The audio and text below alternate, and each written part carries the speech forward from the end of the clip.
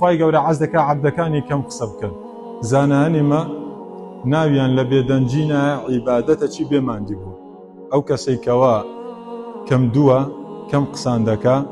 عیبادەتە کە دەیکا لۆ خوا بەبێ ئەوەی ماندی بی بە میسالن لەگەر کەسەکی کە زۆر قسان دەکاتن ئەو کەسە کە زۆر قسان دەکات زۆر هەڵەی دەکات تەرازووی سەیئاتی لە قیامەتێ قڕس دەبیتن ئێت و کە ناکەی خۆی لە خۆیدا عیبادەتە تەرازوی لە قیامەتێ سووک دەبیتن مەجلیس هەیە لێ دانیشتینە پیاو هەبووە مۆزوعی کردیتەوە مۆزوعەکە پەیوەندی نە بە دنیا هەبوو نە بە قیامەتێ هەبووە هەر مۆزوعەکی شڕ بێ کەلک بێ سەروبەر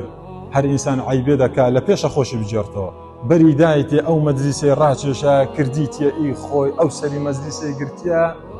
نەحەیا ئەن برێ مامۆستایەک لێرە دانیشتیە با مەجال دەین دوو کەلیمەی خوامان بەجێدا بچرپێنی نەحەیا بکا لەو هەموو ڕیش سپیەکە لە مەجلیسەکەی دانیشتیە برێ ئاخر یعنی خۆ ئەو مەجلیسە بەس ئەمنی تێدا نییە کاکە مەجالی چار کەس کەش دەدەم قسام بکاتن بەخۆی دای من ئەوانەی کورداوای قسە چێ پەندە چێ دەرێ زۆری بکڕەکەمی بفرۆشە واتە زۆر جێڕابگرە کەم قسام بکە بارد لە دنیا و لە قیامەت سووکە زۆر تووشی عوزر هینانەوە نابی زۆر تووشی نوشست نابی نە لە دنیا نە لە قیامەت ئەدی نەتخینیتەوە من حسن ئیسلامی المەرئی تەرکوه ما لا یعنی لە جوانی ئیسلامەتی تو ئەوەیە شتێک کە پەیوەندی بە تو نەبوو قسان لێ نەکەی کە قسەش لێ کرد جەوامع الکەلیم بیتن بە کورتی شتەکانت ببڕێنەوە زۆر بە قۆڵی مەچوە ناوێ ئیلا مەسائلی زانستیەوەش لە بینی فوقەهایان لە بینی خۆیان تەڵەبە و مامۆستا ئەوە ئاساییە هەر چەندی شتی قوڵکەنەوە لە بەرەوەی دەی بگەنە نەتیجە ئەمما لۆ مجتەمع لە شوێنێک دانیشتی واللهی لە جێ هەبووە دانیشتینە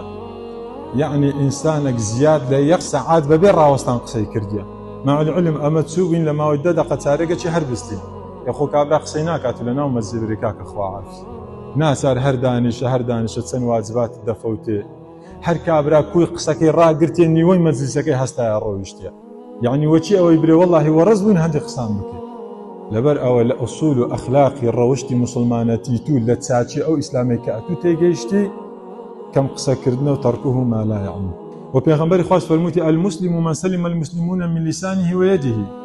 ئینسانی مسلمان ئەوێ مسلمانە لە دەست و زمانی ئەمین بن ئەمانەوەی زۆر قسان دەکا خەرگ لێی ئەمین نییە لەبەرەوەی هەموو شتێکی بە گۆڕێ وەردەکا